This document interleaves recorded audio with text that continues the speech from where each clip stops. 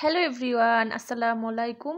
আবারও চলে এসেছি নতুন আরেকটি ডেইলি ব্লগ নিয়ে। আশা করছি আপনারা সকলেই খুব ভালো আছেন। আজকের ভিডিওটি শুরু করছি সকালবেলার নাস্তা থেকে। সকালবেলায় নাস্তায় এখানে আমি রুটি তৈরি করে নিচ্ছি। আজকে যেহেতু বাসায় একাই আছি, তাই নাস্তায় আর অন্য কোনো কিছুর ঝামেলায় যাব না। 2টা রুটি এবং ডিম ভাজা করে আমি আমার আজকের এই নাস্তাটা কমপ্লিট করে নিব। প্রথমত সকালবেলা খেতে ইচ্ছে করে না, আর যেহেতু বাসায় একা আছি সেজন্য তো আরো বেশি ইচ্ছে করছে না। তো যাই হোক, সকালবেলা খাবার পরে একটা মেডিসিন আছে, তো সেই মেডিসিনটা খাওয়ার জন্যই আসলে সকালের নাস্তাটা করে নিচ্ছি। একদম সিম্পলভাবে 2টা রুটি ও ডিম ভাজা করে নিয়ে আজকের নাস্তাটা আমি কমপ্লিট করে নিয়েছি।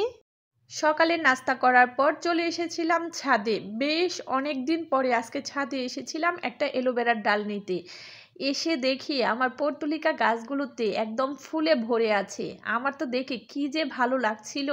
কোনো প্রকার যত্ন ছাড়াও যে এভাবে ফুল হতে পারে আমি না দেখলে বিশ্বাসই করতাম না। এত সুন্দর করে ফুলগুলো হয়ে আছে, আর সাথে হচ্ছিল বাতাস, দেখে আমার খুবই ভালো লাগছিল।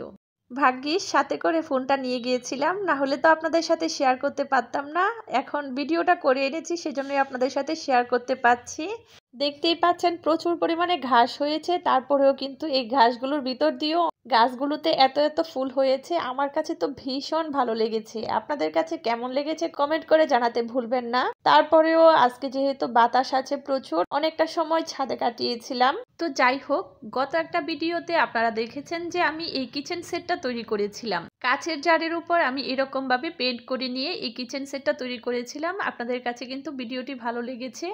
তো সেই ভিডিওতে একজন আপু আমাকে কমেন্ট করেছিলেন যে আপু, এই রঙগুলো কি উঠবে না?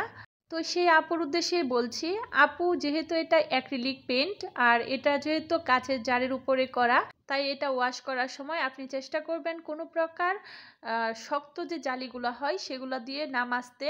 আপনি নরম কোনো জালি দিয়ে জাস্ট উপর দিয়ে ক্লিন করে নেবেন, তবে ভিতর দিয়ে আপনি ক্লিন করতে পারেন। তাছাড়াও এটাতে কিন্তু আমি বার্নিশ স্প্রে করেছি। আপনাদের কাছে যদি বার্নিশ না থাকে তাহলে ফেভিকলের যে আটাগুলো হয় সেগুলোকে সামান্য একটু পানির মধ্যে ঘুলে নিয়ে তারপর এটার উপর দিয়ে ব্রাশ করে দিয়ে ভালো করে শুকিয়ে নেবেন, তাহলে এটাও কিন্তু বার্নিশের কাজ করবে। তো যাই হোক, যে আপু জানতে চেয়েছিলেন তিনি যদি আজকের এই ভিডিওটি দেখেন তাহলে নিশ্চয়ই তিনি তার প্রশ্নের উত্তরটা পেয়ে যাবেন।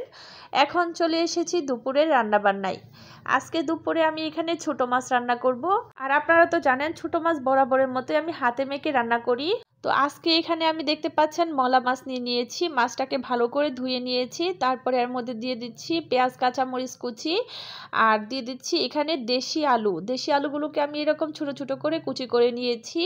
তারপর প্রয়োজনীয় যে মশলা, হলুদের গুঁড়া, মরিচের গুঁড়া, স্বাদ মতো লবণ, তাছাড়া একটু ধনিয়ার গুঁড়া, সবগুলো দিয়ে আর পরিমাণ মতো তেল দিয়ে এটাকে ভালো করে মেখে নিতে হবে।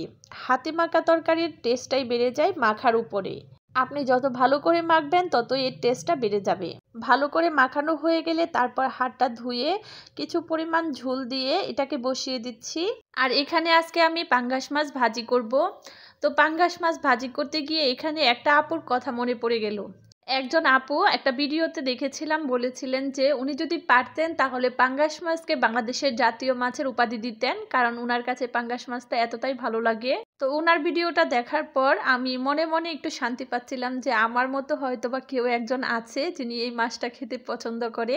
আসলে কি করব বলেন, আমার কাছে ভালো লাগে, কাটা নেই, তারপরে একটু তৈলাক্ত, তো সেজন্য আমার কাছে ভালো লাগে। তো যাই হোক, যে পাত্রের মধ্যে মাছটা মেখেছিলাম সেটার মধ্যে পেঁয়াজ, কাঁচামরিচ দিয়ে মশলার সাথে ভালো করে মেখে নিচ্ছি। আর এটা হচ্ছে আমার রান্নার ফাইনাল লুক। এখানে দেখতে পাচ্ছেন ছোট মাছের তরকারিটাও হয়ে গেছে, আর এই পাশে মাছ ভাজিটাও হচ্ছে, আর ভাতও বসিয়ে দিয়েছি রাইস কুকারে। তো আজকের মতো ভিডিও থেকে এখানে বিদায় নিচ্ছি, ভিডিওটা আর বাড়াবো না। তো ভিডিওটি ভালো লেগে গেলে প্লিজ একটা লাইক করে চ্যানেলটিকে সাবস্ক্রাইব করে বন্ধু হয়ে আমার পাশেই থেকে যাবেন। আজকের মতো আল্লাহ হাফেজ।